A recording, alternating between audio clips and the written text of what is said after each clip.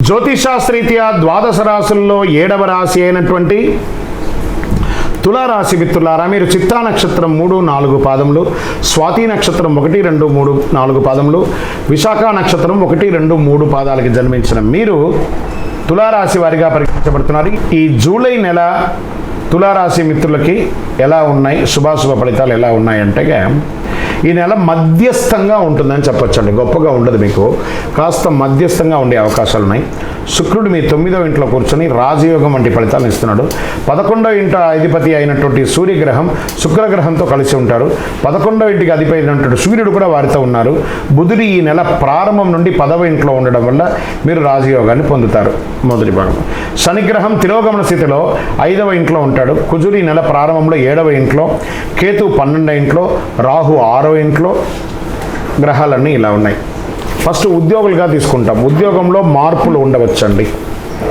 ఈ నెలంతా కూడా మంచి చెడు మిశ్రమంగా ఉంటుంది తులారాశి వారికి. ఆ తక్కడే అంటారు కదా తులా, మీకు ఏది కరెక్టో దాన్ని మాత్రం ఇట్లా డౌన్ అప్ అండ్ డౌన్స్ ఉంటాయి. కాబట్టి దీన్ని మీరు ఏ రకంగా బేరీజ్ వేసుకుంటే ఆ రకంగా మంచిది. ఉద్యోగంలో మార్పులు తథ్యం. మీరు అనుకున్న ప్రమోషన్స్కి పెట్టుకున్నటువంటి అర్జీ కూడా ఆలోచనలో పడే అవకాశాలు ఉన్నాయి. ఒక సమయంలో గుర్తింపు పొందుతారు, ఒక సమయంలో రిజెక్ట్ అవుతూ ఉంటుంది. మీరు ఆశించిన పదోన్నతులు లభించవచ్చు, లభించకపోవచ్చు. ఆర్థికంగా నెల ఖర్చులు చాలా హెచ్చు తగ్గులు ఉంటాయి. మాస ద్వితీయంలో మీ ఆర్థిక పరిస్థితి మెరుగుపడుతుంది. ఇందులో నెల ప్రారంభంలో ఇబ్బంది, నెల తర్వాత బాగుంటుంది. ఈ నెల అవి కామన్. గ్రహాలు ఎలా ప్రయాణం చేస్తే అలాగే ఉంటుందన్నమాట. నగదు ప్రవాహంతో పాటు అదృష్టానికి ఊహించిన అవకాశాలు మాస ద్వితీయంలో ఉంటుంది. పరిశ్రమ వ్యాపారం చేసే వాళ్ళకి, ఇండస్ట్రీస్ వారికి ఎక్కువ లాభాలు ఉండే అవకాశాలు ఉన్నాయి. మ్యానుఫ్యాక్చరింగ్ వాళ్ళకి, ప్రభుత్వ పర్మిషన్స్ కోసం ప్రయత్నం చేసే వాళ్ళకి, లైసెన్స్ కోసం ప్రయత్నం చేసే వారికి, కొత్తగా వ్యాపారాలు చేయాలనుకునే వాళ్ళకి విజయవంతంగా ఉండ చెప్పచ్చు. నెలాఖరులో తోటి వ్యాపారం నుండి పరోక్ష పోటీ ఉండవచ్చే అవకాశాలు ఉన్నాయి. మీ యొక్క ఆర్థికమైనటువంటి ఇబ్బందులు, డెబిట్స్ మీద కొంచెం శ్రద్ధ వహించండి. కుటుంబానికి అవసరమైనటువంటి వస్తువులు కొనుగోలు చేసేటప్పుడు ఏది కొనాలో అది నిర్ణయం తీసుకొని కొనండి, కానీ అక్కడికి వెళ్ళి ఏది దొరికితే అది కానీ మీ మనీని వేస్ట్ చేసుకోకండి. భార్యాభర్తల మధ్య అన్యోన్యత పెరుగుతుంది. సంతానం లేని వారికి సంతానం కలుగుతుంది. విడిపోయిన భార్యాభర్తలు మళ్ళీ కలుస్తారు. వివాహ ప్రయత్నాలు, నూతన వివాహ ప్రయత్నాలు కలిసి వచ్చే అవకాశాలు ఉన్నాయి. శుభకార్యాలు, ఇంట్లో గృహప్రవేశం, ఉపనయనాది, గృహప్రవేశాలు, వివాహాది ఇవన్నీ జరిగే అవకాశాలు కనబడుతున్నాయి. కొంతమంది విదేశాలకు వెళ్ళి స్థిరపడే అవకాశాలు ఉన్నాయి. అక్కడ స్థిరపడ్డ వాళ్ళు మీకు కావాల్సిన ఈ యొక్క పాస్పోర్ట్స్కి దాని ఏమంటారు వీసా కోసం రిజెక్ట్ అయిన వాళ్ళకి అందరికీ కూడా మళ్ళీ వీసా రెన్యువల్ అయ్యి మీరు చక్కగా వెళ్ళే అవకాశాలు ఉన్నాయి. ఏమంటే చాలామంది విదేశాల్లో ఉన్నవాళ్ళు ఉద్యోగం పోతున్నాయి, ఇక్కడ క్రైసిస్ ఉంది అని ఎంత ఆలోచించగల, అవన్నీ టెంపరవరీ, అన్నీ సెట్ అయిపోతుంది. మీ మైండ్ని పాజిటివ్గా ప్రోగ్రామ్ చేసుకోండి, అన్నీ సెట్ అయిపోతుంది. ఇంటి వనరులు పెంచుకుంటూ పోతారు. ఉద్యోగం చేసే మహిళలు, తర్వాత వ్యాపారం చేసే మహిళలకి ఇది ఒక మంచి సమయం కూడా చెప్పచ్చు. రాజకీయంగా పార్టీ ప్రత్యేక కార్యక్రమాలు పాల్గొనే అవకాశం ఉంటుంది. సభ్య సమాజంలోకి వెళ్తున్నారు, ప్రజాక్షేత్రంలో మాటలు కూడా పడే అవకాశం ఉంటుంది. ఎదుర్కోండి. ఎలా గెలుపు ఓటములు ఎలా ఉన్నాయో మాట పడేయడం కూడా అదే విధంగా ఉంటుంది. ఎదుర్కోవడానికి ప్రయత్నం చేయండి. షేర్ మార్కెట్ మిశ్రమం, జాగ్రత్త. మీడియా రంగం వారికి ఓకే అని చెప్పచ్చు. ఐటీ రంగం వారికి అయితే బాగా ప్రెషర్స్, స్ట్రెస్ అని కూడా చెప్పచ్చు. విద్యార్థులు చాలా కష్టపడి చదవాలి. కఠినమైనటువంటి పరీక్ష ఉంటుంది.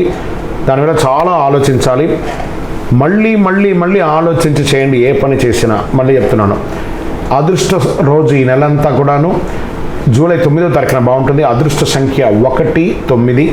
చంద్రాష్టమం జూలై 2, 7, 2024 11 గంటల 14 నిమిషాలు ఉదయం నుండి 4వ తారీఖున 7వ నెల 2024 3 గంటల 58 నిమిషాలు. అంటే నెల ప్రారంభంలోనే ఈ నెల చంద్రాష్టమం ఉంటుంది. తర్వాత రెండవసారి కూడా వస్తుంది. 19/7/2024 4 గంటల 40 నిమిషాలకు ఉంటుంది. తర్వాత 31/7/2024 10 గంటల 15 నిమిషాలకు చంద్రాష్టమం ఈసారి 2 సారి వస్తుంది. చాలా జాగ్రత్తగా ఉండాలి. ఈ నెల ఈ తులారాశి వారు ఆచితూచి వ్యవహరించాల్సిందే అండి. కొంచెం జాగ్రత్తగా, అప్పుడే బాగుందని ఉంటుంది, అప్పుడే డిస్టర్బెన్స్ ఉంటుంది. సో ఇప్పటికే మీరు గత కొన్ని ఏళ్ళుగా పడ్డటువంటి సమస్యలు అన్నిట్లోనూ మీరు బేరీజ్ వేసుకుంటున్నారు. నేను కరెక్ట్గా ఉన్నానా లేదా అని బాగా ఆలోచించి చేయండి. పూజించవలసినటువంటి దైవం దుర్గాదేవి. చక్కగా అమ్మవారిని ప్రార్థన చేసుకోండి. దేవి ఖడ్గమాల పారాయణం చేయండి, సప్తసతి పారాయణం, చండీ పారాయణం చేయండి, లేదా చండీ మంత్రాన్ని వింటూ ఉండండి, లేదా ఇంట్లో ఒకసారి చండీ హోమాన్ని చేసుకోండి. సుబ్రహ్మణ్య స్వామి వారిని ప్రార్థన చేయండి.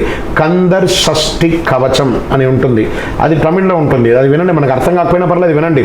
ఆ పాజిటివ్ ఎనర్జీ మీలోకి చాలా వస్తుంది, చాలా బాగా ఉంటారు. కరుంగాలి మాలను ధరించండి, ఆ చక్రాస్ అన్ని యాక్టివేట్ అయ్యి ఆరోగ్యవంతులుగా ఉంటారు, చాలా బాగుంటారు.